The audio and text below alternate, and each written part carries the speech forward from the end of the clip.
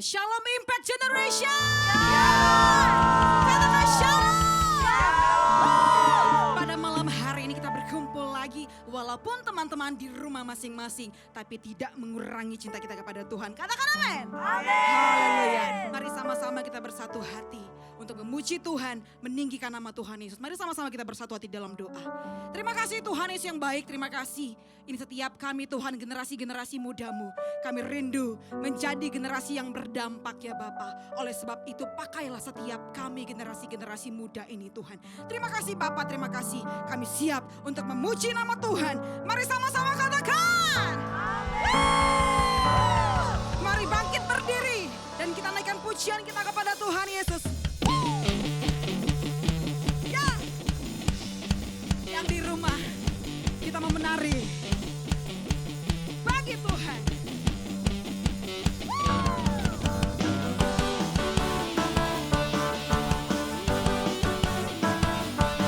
Semua malam hari ini dengan serentak kita katakan, tak pernah ku ragu atas kesetiaanmu, kau pegang hidupku.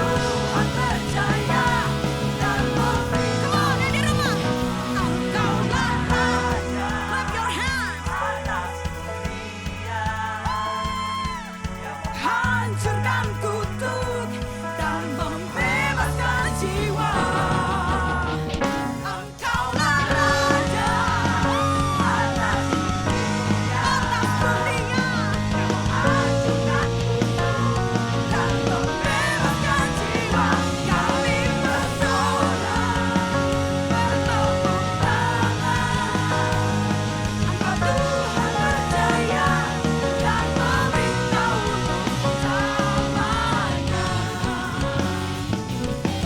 Haleluya. Engkau memerintah bagi setiap kami Tuhan.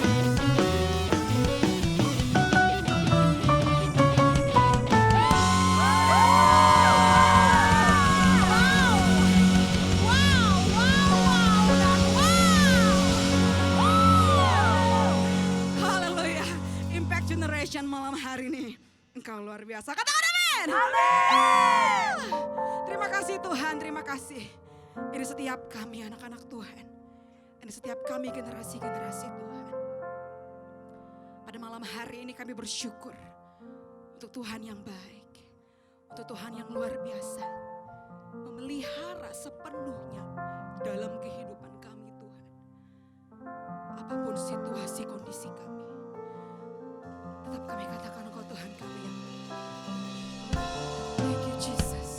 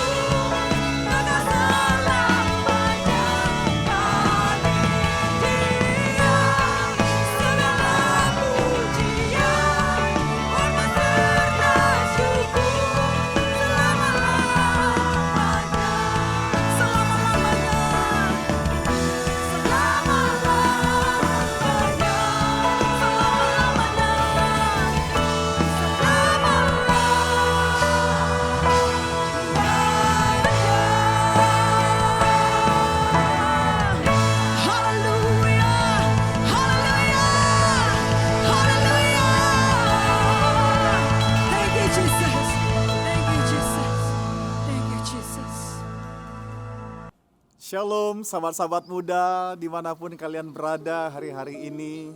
Saya percaya anak-anak muda kalian yang ada di luar sana tetap semangat, tetap antusias dengan Tuhan. Saya percaya ketika kalian tetap semangat, tetap antusias bersama-sama dengan Tuhan, di situ berkat Tuhan, kasih Tuhan, janji Tuhan akan dinyatakan dalam kehidupan kalian. Puji nama Tuhan, hari ini saya ingin coba berbagi satu kebenaran firman Tuhan buat sahabat-sahabat muda renungkan. Nah, saya ambil tema yaitu tentang rahasia kehidupan bersama-sama dengan Tuhan. Satu firman Tuhan yang saya ambil di dalam Injil Markus pasal 4 ayat yang ke-35 sampai dengan ayat yang ke-41. Mari sahabat-sahabat muda, yuk kita lihat Alkitab kita, apa yang Tuhan ingin sampaikan buat semua kita hari-hari ini. Markus pasal 4 ayat 35 sampai dengan ayat yang ke-41. Demikian firman Tuhan. Di situ judulnya berkata, angin ribut diredakan. Ayat 35. Pada hari itu, waktu hari sudah petang, Yesus berkata kepada mereka, marilah kita bertolak ke seberang. Mereka meninggalkan orang banyak itu lalu bertolak dan membawa Yesus beserta dengan mereka dalam perahu, di mana Yesus telah duduk dan perahu-perahu lain juga menyertai dia. Lalu mengamuklah taufan yang sangat dahsyat dan ombak menyembur masuk ke dalam perahu sehingga perahu itu mulai penuh dengan air. Pada waktu itu Yesus sedang tidur di buritan di sebuah tilam. Maka murid-muridnya membangunkan dia dan berkata kepadanya, Guru, engkau tidak peduli kalau kita binasa. Ia pun bangun menghardik angin itu dan berkata kepada danau itu, diam, tenanglah. Lalu angin itu reda dan danau itu menjadi teduh sekali. Ayat 40. Lalu ia berkata kepada mereka, mengapa kamu begitu takut? Mengapa kamu tidak percaya? Ayat 41. Mereka menjadi sangat takut dan berkata seorang kepada yang lain, siapa gerangan orang ini sehingga angin dan danau pun taat kepadanya. Nah sahabat-sahabat muda dimanapun kalian berada hari-hari ini, saya percaya cerita ini sudah cukup kalian mengerti. Dan saya percaya kalian sudah sering dengar cerita ini. Bagaimana situasi keadaan ketika murid-murid mengalami sebuah masalah. Ya, ketika mereka diterpa dengan sebuah badai yang sangat-sangat besar. Ya kan, di dalam sebuah perahu ketika mereka ingin menyeberangi sebuah danau. Nah sahabat-sahabat muda yang dikasihi Tuhan Yesus, ada hal-hal menarik, ada rahasia-rahasia yang sangat luar biasa sekali yang perlu kita ketahui dari cerita ini. Nah saya ingin coba sharingkan dari setiap ayat demi ayat. Saya percaya dalam setiap ayat ada satu rahasia yang terbesar yang saya percaya sangat-sangat memberkati kehidupan kita hari-hari ini. Nah yuk kita lihat yang pertama di dalam ayat yang ke-35 dan ayat yang ke-36. Nah sahabat-sahabat muda, di dalam ayat yang ke-35 sampai dengan ayat yang ke-36, ketika kita lihat ayat itu, di situ saya temukan bahwa Yesus sedang ada di mana? Yesus ada bersama-sama dengan murid di dalam sebuah perahu. Nah apa arti perahu sahabat-sahabat muda? Perahu saya percaya bicara tentang bahtera kehidupan kita. Yang artinya di mana bahwa Yesus itu selalu ada di dalam kehidupan kita. Nah poin yang pertama yang sahabat-sahabat muda perlu ketahui hari-hari ini. Bahwa Yesus selalu ada di dalam kehidupan kita. Katakan amin sahabat-sahabat muda. Yesus ada bersama-sama dengan kita. Ya, jangan takut, jangan pernah khawatir dengan keadaan yang mungkin sedang terjadi dalam kehidupan kita hari-hari ini. Karena kenapa? Karena ada Yesus di tengah-tengah kita. Katakan amin. Nah ini poin yang pertama yang terpenting yang harus kita mengerti dalam kehidupan kita hari-hari ini. Bahwa Yesus selalu ada di dalam kehidupan kita. Nah yang kedua di dalam ayat yang ke-37. Saya bacakan buat kita semua. Ayat 37 berkata demikian. Lalu mengamuklah taufan yang sangat dahsyat dan ombak menyembur masuk ke dalam perahu sehingga perahu itu mulai penuh dengan air. Nah sahabat-sahabat muda, ketika Tuhan Yesus bersama-sama dengan murid-muridnya naik ke sebuah perahu dan mulai menyeberangi danau, Alkitab mencatat pada saat itu badai itu datang. Badai itu datang. Nah, sahabat-sahabat muda yang dikasih Tuhan Yesus, apa arti daripada ayat ini? Ayat ini berarti demikian, sahabat-sahabat muda. Meskipun Yesus ada bersama-sama dengan murid-murid pada saat itu, nah bukan berarti murid-murid tidak akan pernah mengalami badai. Artinya adalah demikian. Artinya bahwa ketika kita menjadi anak Tuhan, ketika kita jadi orang yang percaya kepada Tuhan, saya katakan tidak menjamin bahwa kita tidak akan pernah mengalami yang namanya badai dalam hidup ini. Badai pasti akan datang, tapi kita yakin bahwa Tuhan Yesus sanggup membawa kita melewati setiap badai. Katakan amin. Yes, Tuhan Yesus sanggup bawa kita melewati badai. Artinya kita pasti mengalami yang namanya sebuah kemenangan. Katakan amin, anak-anak muda. Ya, saya percaya kita pasti bisa menang. Mungkin kita sedang mengalami badai hari-hari ini. Mungkin kalian yang ada di rumah mengalami masalah. Tapi ingat baik-baik, badai boleh datang, masalah boleh datang dalam kehidupan kita. Tapi ada Yesus bersama-sama dengan kita. Kita pasti jadi pemenang. Katakan amin. Nah, poin yang ketiga di dalam ayat yang ke-38 berkata demikian. Pada waktu itu Yesus sedang tidur di buritan di sebuah tilam. Maka murid-muridnya membangunkan dia dan berkata kepadanya, "Guru, engkau tidak peduli kalau kita binasa." Nah, apa arti ayat ini sahabat-sahabat muda yang dikasih Tuhan Yesus? Kalau kita lihat ayat ini dikatakan bahwa Yesus itu sedang tidur di buritan ketika badai itu datang. Nah, perhatikan baik-baik sahabat-sahabat muda. Meskipun Yesus sedang tertidur pada saat itu, tetapi tahukah sahabat-sahabat muda bahwa Yesus tahu kalau murid-murid sedang mengalami sebuah masalah yang sangat besar. Kalau saya lihat cerita ini dan saya baca berulang-ulang, saya renungkan demikian sahabat-sahabat muda. Tuhan itu seolah-olah membiarkan badai itu datang menerpa murid-murid. Kenapa? Ternyata ada alasannya. Alasannya adalah poin yang pertama yang saya temukan demikian.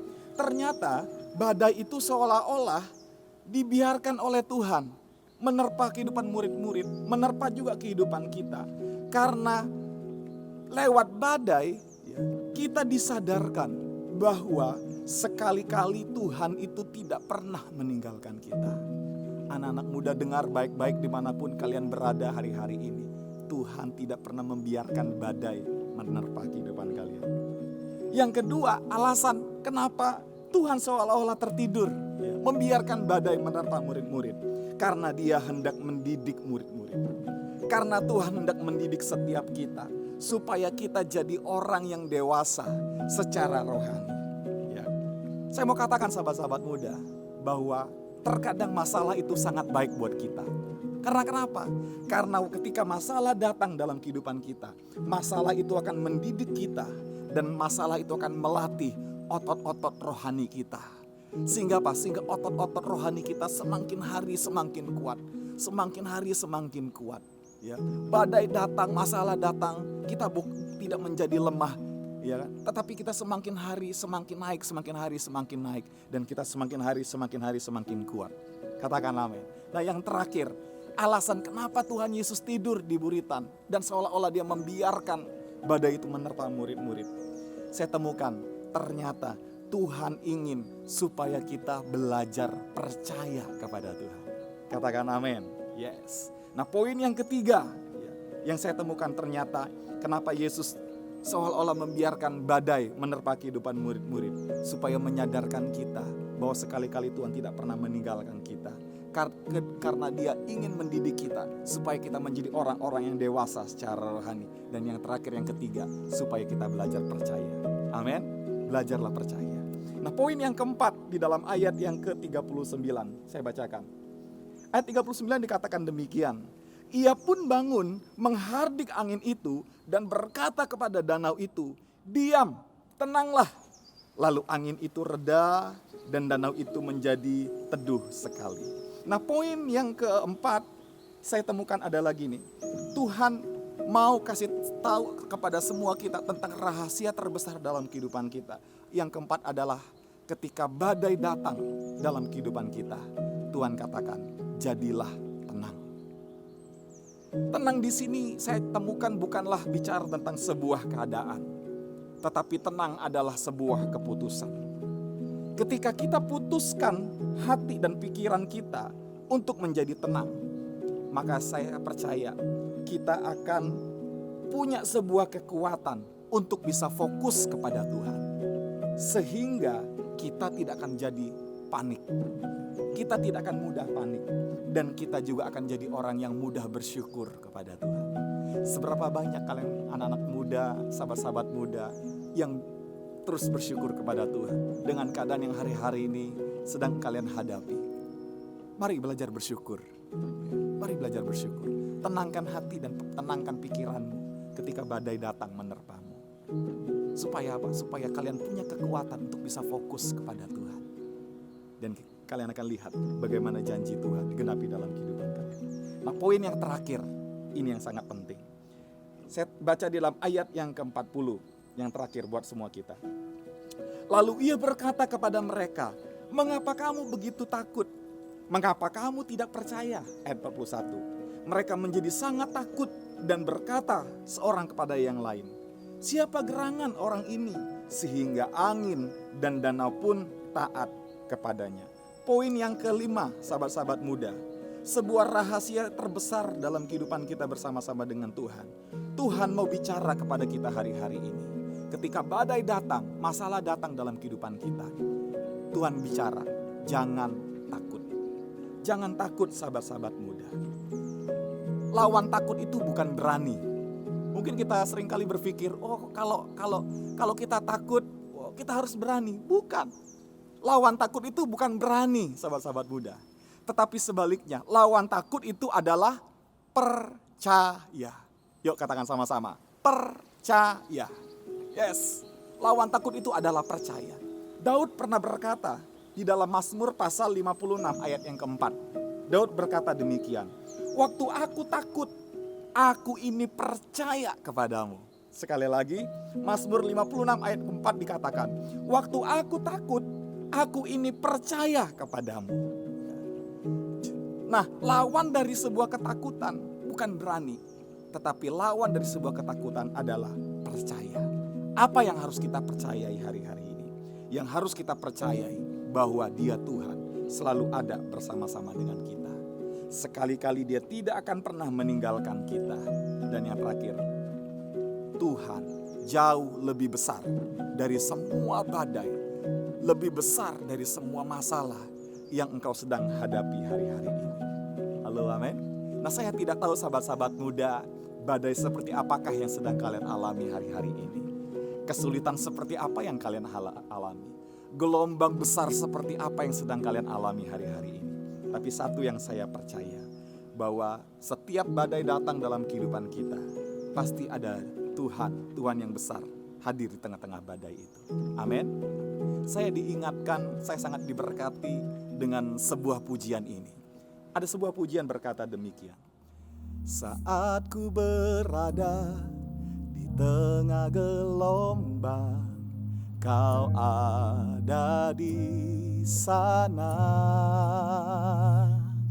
Hadapi cobaan, lewati ujian, tanganmu melindungiku, kasihmu menguatkanku, kemuliaanmu Tuhan pasti nyata di tengah badai. Kau pertolongan dan pengharapan, Tuhan kemenanganku. Saat kita ada di tengah badai, saat kita melewati ujian dan cobaan dalam hidup kita, ada Tuhan yang selalu bersama-sama dengan kita. Saya mau berdoa buat semua sahabat-sahabat muda dimanapun kalian berada. Mari arahkan tanganmu kepada Tuhan. Bapa, dalam nama Tuhan Yesus, aku berdoa buat setiap sahabat-sahabat muda dimanapun mereka berada hari-hari ini. Tuhan, kiranya tanganmu akan melindungi Tuhan setiap anak-anak mudamu. ketika mereka diperhadapkan dengan sebuah badai, biarlah Tuhan mereka boleh melihat bahwa di tengah-tengah badai ada Tuhan yang bersama-sama dengan mereka. Ada Tuhan yang jauh lebih besar dari setiap badai yang sedang mereka alami. Tuhan bukakan jalan-jalan yang baru buat setiap sahabat-sahabat muda, sehingga biarlah mereka akan menjadi sahabat-sahabat muda, orang-orang muda yang tetap kuat bersama-sama dengan Tuhan. Mereka bisa tetap menikmati janji Tuhan dan melihat kasih Tuhan yang besar terjadi dalam kehidupan mereka. Aku berdoa biarlah keberhasilan dan keberuntungan menjadi bagian buat setiap sahabat-sahabat muda dimanapun mereka berada. Dalam nama Tuhan Yesus. Amin. Tuhan memberkati. God bless you. Oke, anak-anak muda, pengumuman malam hari ini ibadah Impact Generation kita berjalan seperti biasa. Teman-teman boleh search di channel YouTube kita Impact Generation dan jangan lupa untuk subscribe dan klik like-nya. Oke teman-teman, kita akan akhiri ibadah kita pada malam hari ini. Terima kasih Tuhan.